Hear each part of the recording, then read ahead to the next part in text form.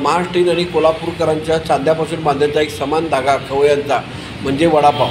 आणि खवय्याचं कोल्हापूर, तांबडा पांढरा रस्सा असणारं कोल्हापूर, कुस्तीकराचं कोल्हापूर, कोल्हापुरी नथ असणारं कोल्हापूर, आदिशक्ती महालक्ष्मीचं कोल्हापूर, तसंच नाविन्यपूर्ण वड्याच्या विविध प्रकारच्या व्हरायटीमुळं हे कोल्हापूर नक्कीच चर्चेत असतं. खवय्ये अगदी या टोकापासून त्या टोकापर्यंत म्हणजे बावड्यापासून ते सानेगुरुजीपर्यंत आणि मार्केटयार्डपासून ते थेट राजारामपुरीपर्यंत कुठेही आपल्या हक्काचा वडा खाण्यासाठी नक्कीच फिरत असतात. जागतिक वडापाव दिनानिमित्त पुन्हा एकदा या सर्व बाबींना आणि सर्व घटनांना उजाळ मिळत आहे. एक वडापाव खाणं म्हणजे दिवसाची हेवी लंच केल्याच्या लंचच्या जवळ जाण्यापुरता प्रकार असतो. त्यामुळे लोक झाडाखालचा वडापाव यांच्या 50 वर्ष चालू असणाऱ्या झाडाखालच्या वडापाव खाली आपण आले. मसालेदार वडा, चवदार वडा यांच्या हॉटेलमध्ये आपण आता पोचलो आहे. आता त्यांच्याशी जी दुसरी पिढी आहे त्यांच्याशी आपण आता बोलतोय. नमस्कार. गेली 50 वर्ष आपण या क्षेत्रात आहात. आपणाला ग्राहकांचा आणि ही सुरुवात कशी झाली जरा सांग. आपली सुरुवात 1969 मध्ये झाली आहे आणि आम्हाला 50 वर्ष पूर्ण झाले. आमचे वडील पहिला हे बघत होते, त्यानंतर आता आम्ही बघतो. आता आमची दुसरी पिढी एक छोट्या टपरीपासून आम्ही चालू केली होती. आता हे मोठ्या हॉटेलमध्ये रूपांतर झालेलं आहे. झाडाखालचा वडापाव हे कसं नाव पडलं?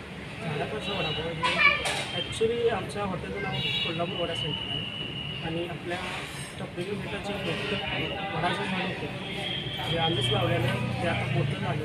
त्यात ते लोक असं हे करत होते की चला आपण झाडाचा वडा, झाडाखाली जाऊ, झाडाखाली वडा खाऊ, झाडाखाली बसून वडा खाऊ. त्यामुळे ते झाडाखालचं असं गिरायकाचं तर ते नाव झालं असं मी म्हणतो. कोल्हापूर वड्याचं झाडाखालचा वडापाव असं नाव झालं. हां, आता सध्या दुसऱ्या जिल्ह्यातून, परजिल्ह्यातून, परराज्यातून देखील आपल्याकडे लोक येतात. हो. त्यांची काय प्रतिक्रिया आहे? भरपूर प्रमाणात येतात आपल्या इथं. मुंबई, पुणे, बेंगलोर पूर्ण त्याच्यातनं गिरायक आपल्या इथे येतात वडापाव खायला. आपला वडापाव त्यांना एकदम आवडतो कारण आपला वडा मसालेदार असतो.